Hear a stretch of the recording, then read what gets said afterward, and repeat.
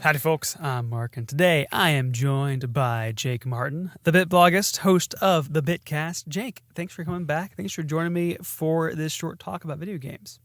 Man, thanks for having me. When you texted me about this topic a while ago, I was like, yes, get me on. Yes. And I'm glad to be here. Good. Wonderful, wonderful. Okay, because you are listening to Quick Play, so let's get right into it. So, Jake, as you mentioned, I have gathered you here today because we are both fairly recent adopters of a Steam Deck. You got yours like a few weeks or a month or so before I did. So I've had mine for about a month now. But you got the OLED. Is that correct? I did. Nice. I went with got that. it right here with me. Here you go. I grabbed mine too. Like as I was missing when you first logged in, which is why I was grabbing my Steam Deck real quick. Smart. I got the base LCD model because it was on sale and it was like it's $300. It's a good deal, man. It's good. That's a good deal. But I gotta know, like, how are you feeling about the Steam Deck so far? What's been your early impressions? Man, I love this thing. I think it is so cool. I do think that it fills a space that I didn't even know that I was necessarily missing, and that just being like playing actual modern games and my console all in one handheld place. The Switch really wasn't able to do a lot of that, and it's kind of relegated to just expensive ports of indie games and third parties and Nintendo games. Right. Yes. I feel like there was this kind of mind-blowing, everyone like had their mind blown when the Switch first came out of like, wow, like a mobile thing that can do this kind of game. And I feel like I never really kind of had that wow factor. And I think partly it was because like, I think I had that wow factor with phones of just being impressed. Like, an iPhone can run that. That's pretty cool. Like I never played stuff on iPhone, but I feel like I'm actually now getting that wow factor with the Steam Deck where it's like, oh, the Steam Deck can run that game. That's really impressive actually. And it runs it pretty well. Mm-hmm. Yeah. Yeah. I feel like our bar is lower because of playing on the Switch. Like we've already accepted the graphical loss that occurs when you play on the Switch. And so now when I see something on the Steam Deck, even though it's not running at the max specs or like what a PS5 or Series X would look like, I'm like, this is really impressive. Like this looks great on here. Yeah. Yeah. So you mentioned like it kind of fits this nice niche for you now. Was that why you got a Steam Deck, or was there more to your kind of decision? Yeah, it's kind of hard to pinpoint it in one place. I think I've for a year or more, maybe a year and a half, ever since I did a podcast with Russ from Retro Game Core and Brandon, we talked about the Steam Deck, and that was like my first time like really having an in-depth discussion about it. And we were like, the topic was like, should you buy a Steam Deck, or like, is it worth it? It was like, basically they sold me on it at that point, and but I like wasn't totally in on needing another handheld at that time, or I didn't really realize I needed that. And I think just seeing like these huge Steam sales come around again, and all the games that they were like offering, and again the initial discount on the Steam Deck, I was like, oh, I'll look at it. And then there wasn't a discount on the OLED, but I read some reviews and people were saying like there's some pretty marginal, pretty big improvements on the OLED, and I was like, I'm just gonna go for it. And I sold.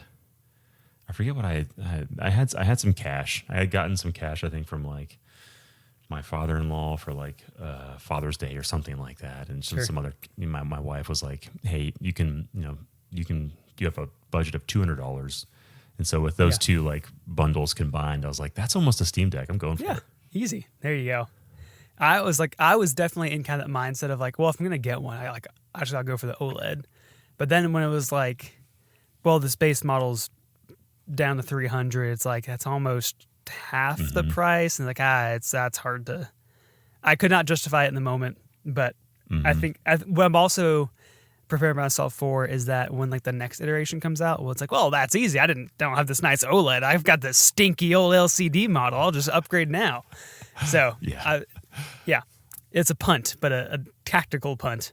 No, yeah, and I think you're still going to be able to play everything that the OLED's going to be able to play. There's not really a performance difference minus the 90 hertz screen, I think. So you're set. Yeah, absolutely. And like where I went with it was I've kind of talked about that on the podcast before, where it's like I just I don't have as much time to actually like sit down in front of a TV anymore. So now it's just like I haven't. Well, for one, I sold my Xbox. I don't really have the option anymore, but sold the Switch. It's fine. But now it's like I play games from like the 10 to 11 hour every night. We're about to go to bed. Yeah. And I play it in bed, and it's great. It's like I don't really want to. Like I haven't used a TV to play games. I played some Metroid Zero Mission on the Switch like a week ago, but that's like the last time I've played on the TV in the span of like 2-3 weeks. Yeah. It's just weird. Yeah. Yeah. I feel you on the handheld gaming being more of a fit for of being a father. And yeah, there's something about just at the end of the night, like mine kind of sits in our living room, and so I'll just play in there. Like, and if I need to like be plugged into the wall, they gave me I don't know if it's the same length as the OLED or not, but the charging cable for this is very generous. Like it's like I want to say 8 feet long. Like it's substantial. Oh, wow. Okay. Yeah. Mine's So- like 4 feet or something like that. Yeah. Yeah, it's a long charging cord. That came with Interesting. The case, Okay. this the OLED model, I think, and so I'll like if I need to plug in, I can. I'm just on the couch chilling. And one thing that I'll mention that like I guess another reason that sold me on this is I saw someone talking about Chiaki for Deck, which is their version of PlayStation Remote Play. Like you can basically play my PlayStation 5 on the Steam Deck. Oh wow. And because it has such a substantial processor behind it already, it just looks great and it just feels good to hold. And so I've been playing my PS5 games on my Steam Deck, like just around the house, which I could already do technically on my phone or elsewhere. But for some reason, it just feels better playing on the Steam Deck, and it works flawlessly. Nice. Is that through streaming, I guess? Kind of like the Portal would be? Okay. Yeah, so it connects to Wi-Fi, and then it just your console's in the same Wi-Fi space, and there's a better connection there, I guess. And so I've been playing like Hogwarts Legacy, and a few other games on there. And because like I'm running it on the like performance specs and like balanced resolution, and it's just porting that image to the Steam Deck, and it actually is running like a ray tracing stream onto the Steam Deck, but there's no processing power behind it, so my battery life is amazing too, and it looks amazing. That's awesome. It's really cool. So have you like played your PlayStation at all, or? Yeah. I was playing Hogwarts Legacy on this initially, only on the Steam Deck, and then I was like, well, I want to see how good this game looks on the big TV again, just to kind of gauge the difference. And I played on the TV a little bit, but there's just something about playing on the Steam Deck that just feels nice. It's easy. It's right there. Mm-hmm. Well, what's it been playing? Like, has it mainly been like? I mean, Hogwarts Legacy is AAA thing. Have you tried like other big games on Steam Deck? Or I'm trying to think of like the biggest game I've played. I haven't bought like a AAA game, to be honest. Yeah, I haven't either, actually. I bought a ton of indies, which that's like what Steam is known for, having all the great indie games on there. I did get like Portal 1 and 2, which I guess are like more graphically impressive. Sure. I mean, Portal 2 is like 10 years old now, so it's a 360 game basically. Yeah. And I think, the other game that I played that was somewhat new or like more beefy was Beyond Good and Evil 20th Anniversary Edition. Yeah. Which is also a remake or like an up-res from a GameCube era game. Yeah. But played that entirely, and it was awesome. Nice. Yeah, I of course first played Stardew Valley, booted up that way, and because I had to. It was weird because I bought Stardew Valley on Steam like a few months ago when 1.6 came out, and just been playing on my laptop. Right. And so I had done some like different key. I changed the controls basically on the keyboard, and so it didn't really match up right when I'd started up on Steam Deck. So I had to go back in, kind of reset some stuff. And that's one thing I was pretty hesitant about Steam Deck, because I didn't want to do all of like the tinkering. I just wanted to like a console, like just You just boot it up, game works or it doesn't, and you can't buy it if it doesn't. But now it's like doing this now, I've actually kind of enjoyed the tinkering, like watching a tips and tricks video of like, oh yeah, if you bump it down to 40 hertz, like you don't really notice a difference and your battery life is a lot better and you can mess around with stuff. And I'm actually kind of enjoying the tinkering, which is wild. That's a fun thing to realize about myself. But alongside Stardew Valley, I've been spending most of the time with Dave the Diver, which kind of fits fits perfectly for it. Yeah. So good. The tinkering is an interesting thing because I in one hand the control setup is kind of annoying sometimes because especially like you have a question on here about emulation. We can kind of get into that. Like setting up emulation on the Steam Deck is actually not very hard, especially with this thing called the Emu Deck. It's just a plugin. You go onto the desktop mode of your Steam Deck, download it there, and then do some like setup, and basically it does it all for you, and then you just drop in your games you want to play. Nice. Okay. However, the control setups are weird. Like you have to kind of because you set it up on like the desktop side. Sometimes it defaults to like a keyboard. You have to make sure you don't have any other peripheral controllers attached. I think I had my keyboard attached, so it defaulted to like a keyboard setup. And I was like, where is the keyboard that I need? And you have to go into like the user created ones and there's like so many and they all like do the same thing. And you're like, which one should I use? I don't even know. And so like, I think the amount of choice and options you have sometimes can be overwhelming and confusing. Yes. Yeah. I forget that like, it's just a little computer, like with the desktop mode. So you have to treat it like you're using a PC computer basically. Yep. You're logging into Linux, you connect your Bluetooth mouse and keyboard, and you're using a really crappy small computer. Right.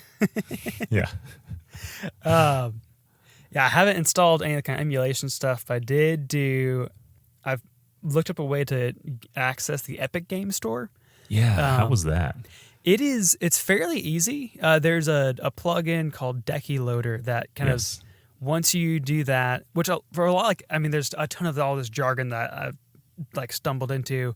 A lot of that stuff's like already there, like Proton. It's like, yeah, you need Proton to do anything. It's like, well, it was in there out of the box now, so I don't have to worry about installing it. I guess I'm good to go. Yeah, exactly. And then so I just watched a YouTube video. It manages to do it now where it's like once you install it, you can access it in the non-Steam game, so it's right there. But I did that to play Fall Guys, which that took a little more extra. That took another YouTube video basically, and to install anti-cheat stuff. But because you're gonna get locked out if it. Yeah, exactly. But now I'm like, this opens up the whole thing of like, for Amazon Prime, you get free Prime games. A ton of those are on Epic Game Store, and like, Epic Games just gives you free games to the store. Like, you just create an account and you click claim and you get the games, and now it's like, well, now I have Lumbearjack from Epic Games, and I can play it on the Steam Deck. Oh man! And so this is this whole rabbit hole now of like games I didn't even want to now I own and can play them if I theoretically wanted to. I guess that's the difference. I was gonna say, like, Mark, I listened to your last podcast where you talked about your reasoning for moving away from like Xbox, and you're like, I had all these games, but like I didn't really want to play any of them, or like they're games that like I was playing them because they were there. Yeah, they were there. So you have to kind of like there's a fine line, and that happens on Steam too. Like, again, I have like I think I already have 17 games, and so I'm trying to hold myself off and only like I'm finishing them. I'm actually like I've done a good job so far of finishing most of the games. Granted, they're smaller, like bite-sized games, but nonetheless, I'm doing a better job of finishing them. Yeah. But yeah, I'm curious about that. Like, if I open up the door of Pandora's box and there's just all these places I can get free games from, at what point am I just like, I can't even, like, now I'm just overwhelmed when I get on my Steam Deck. Yeah. I think there's too many games. What's a nice defining line? Where the muddy line is like, now on Steam itself, I'm like wish listing games left and right. And it's like, oh, if that game goes on sale for $3, I'll pick it up. Might as well. And so that's like where I kind of am worried about getting into this. Like, well, I like bought this game for super cheap. I feel like when it's just a free game, like I am totally fine to like never play it. And like I can, That's a good point. Even just delete it off my Steam Deck, and it's like it's out of sight, out of mind. If I ever want to, I'm curious, I can go check it out. I own the game. You do.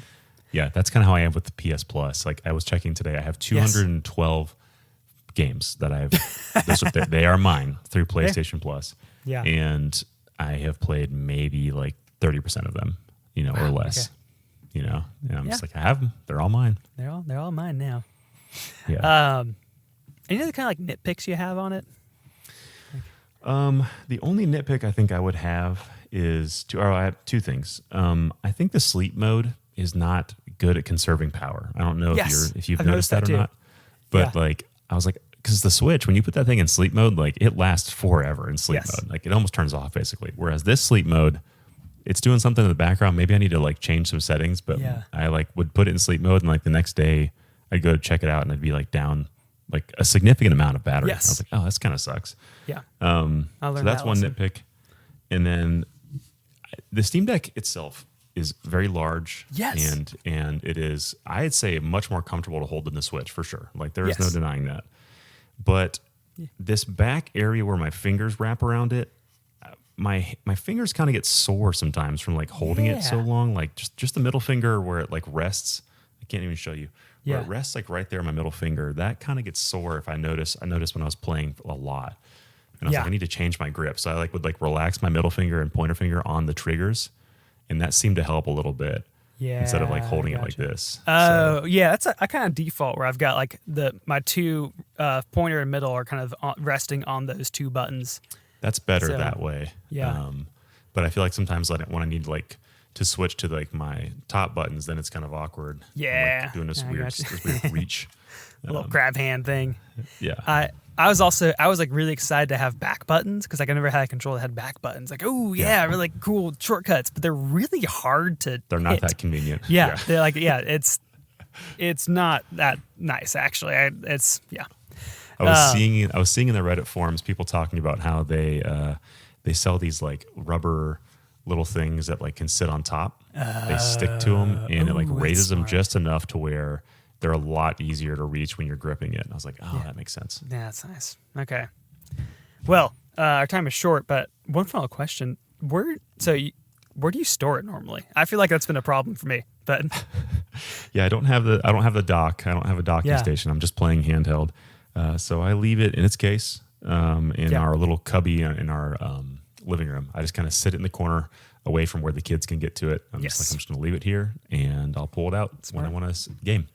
Nice. One hack I figured out is like I've done a poor man's dock where I had like a USB-C hub. And so I have it in our little entertainment cabinet where little grubby child hands can't get to it and just plug it in overnight. But I found the Wii U stand. Like not the charging one because that wouldn't work anyway, but the little plastic one that's like, why would I ever use this for the gamepad when I have the charging dock for the Wii U gamepad? Fits perfectly for the Steam Deck. Oh my goodness. Just a little plastic like dead thing. It's a nice little stand. This. Yeah. It works perfectly. So I just plop it in there in our cabinet and plug it in. So if you still have your Wii U and you have that little man. Well, it works but I know exactly what you're talking about now. And now that I see it, I'm like, yep, I remember that useless thing. Yeah. Like, little why would stand. I ever use this? But for my Steam Deck, a decade later. I love that you have that and it's finding use again. That's great. Exactly. Yes. So that's kind of the rhythm I have in it with it for now. But yeah. Good move. Well, I like it. Yeah. Well, wonderful. Well, this may be related already, but as our final segment here, one name, one game. What are you playing? I already told you, Hogwarts Legacy. Picking that back up, having a really fun time, just exploring Hogwarts. Nice. Been playing Dave the Diver, which is the third week I think I've said that. It's still going. Hey, don't stop, man. Don't stop. It just adds more and more. There's so much game in that game. Well, Jake, thank you again for joining me. Where else are you out on the internet? You can find me on X at BitBloggist, and pretty much everywhere else. That's just it, on Bitcast. There you go. Well, thank you all for listening in. You can follow us on major podcasting services. You can find us on the proper socials at Quick Play Pod, and let us know what's been your impression of the Steam Deck. Do you have one? Would you get one? But that's all the time we have for today. Thanks. Bye.